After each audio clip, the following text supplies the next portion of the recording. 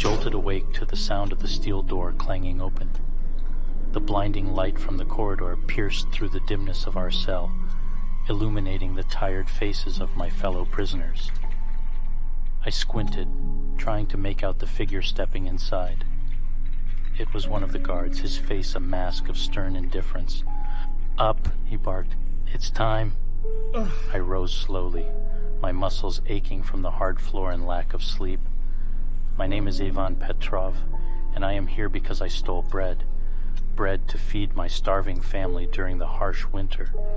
My crime was deemed severe enough to land me in this forsaken place with true enemies of the state. Next to me, Sergei and Anya Ivanov, a couple accused of harboring religious artifacts, clutched each other tightly. They were caught with a Quran hidden in their home. Across the cell, Dmitry Sokolov, a defector accused of spying for the West, sat in silence, his eyes hollow. Lastly, there was Elena Novikova, a fiery woman accused of spreading anti-government propaganda. Her spirit remained unbroken despite the harsh treatment we endured. The guard ushered us out into the corridor. "Move," he commanded, prodding us with his baton. We shuffled along, the cold cement floor numbing our bare feet. My thoughts raced. What could they possibly want with us now? We were led to a sterile, brightly lit room.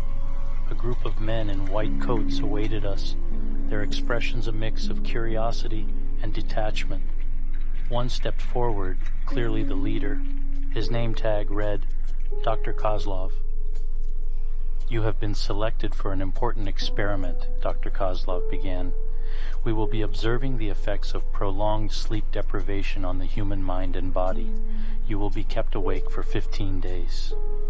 A murmur of disbelief spread among us. Dmitry surged forward, his face twisted with rage.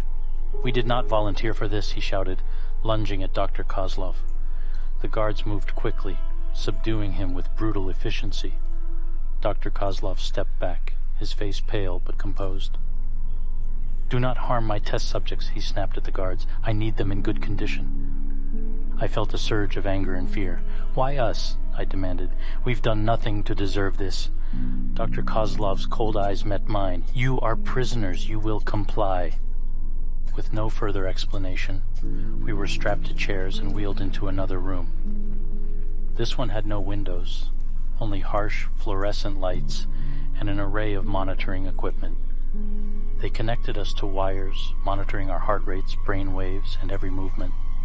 They also pumped liquids into us to stave off hunger, a small mercy in this nightmare.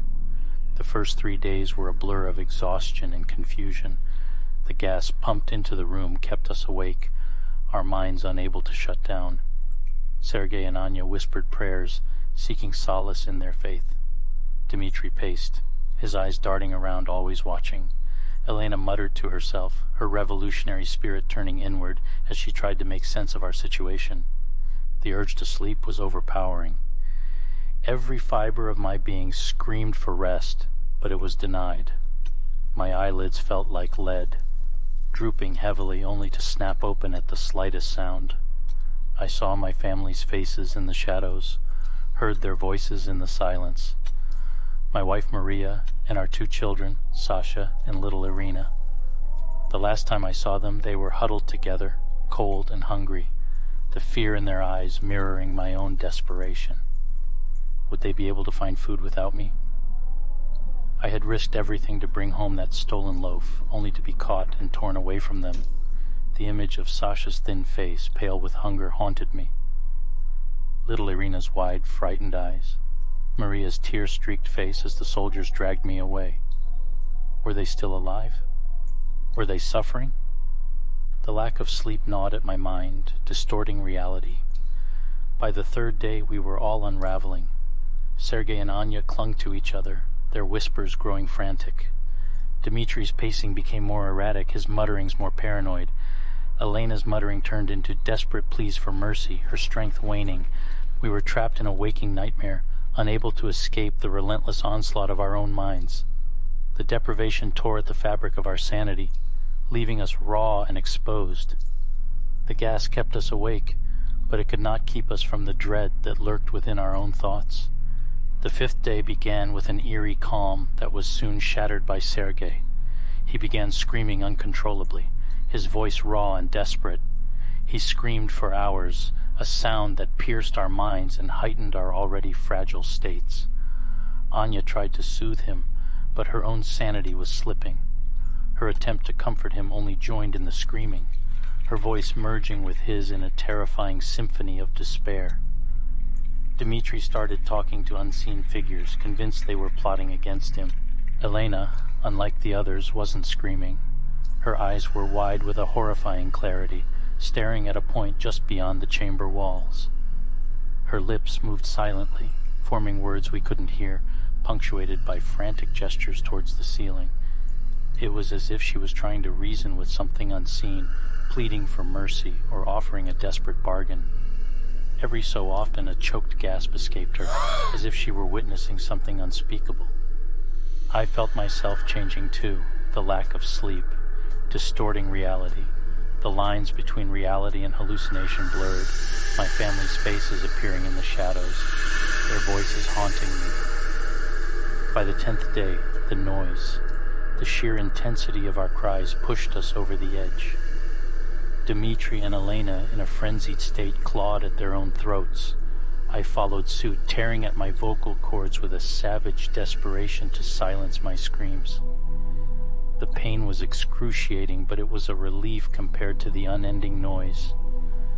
Blood flowed freely as we mutilated ourselves, the familiar taste of blood filling my mouth.